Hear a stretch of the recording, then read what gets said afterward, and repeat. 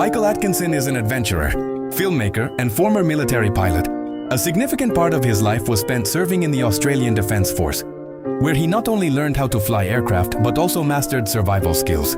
Over the years, he taught these skills to people whose jobs placed them in dangerous and challenging situations every day. But eventually, there comes a point when learning and teaching are no longer enough. People begin to wonder where their true limits lie. Michael decided to find out for himself.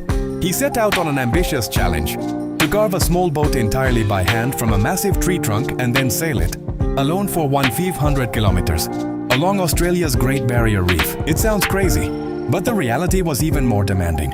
This was not a modern boat, it was a dugout canoe, a vessel made from a single tree trunk. For thousands of years, cultures around the world have used this method of boat building. Long before machines and modern tools existed, people relied on craftsmanship, patience, and experience. While the process may appear simple, it requires incredible precision.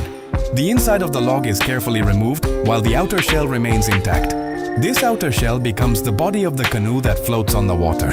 The challenge is finding the perfect balance. Remove too much wood, and the structure becomes weak. Remove too little, and the canoe becomes too heavy to float efficiently.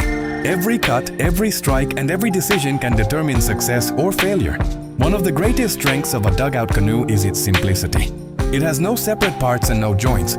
It is carved from a single piece of wood, making it remarkably strong, durable, and long-lasting.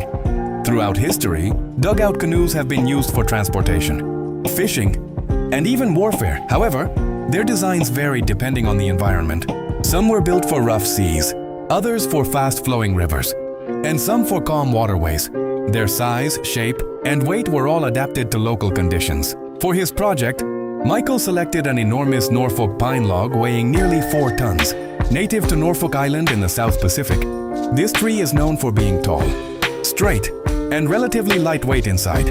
One of its most important qualities is its ability to float well in water, making it an ideal material for canoe construction. But simply hollowing out the log was not enough. It also had to be durable.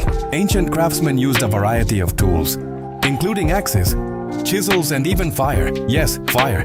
They would carefully burn sections of the interior and then scrape away the charred wood. The heat softened the material, making it easier to remove. However, even a small mistake could ruin the entire canoe.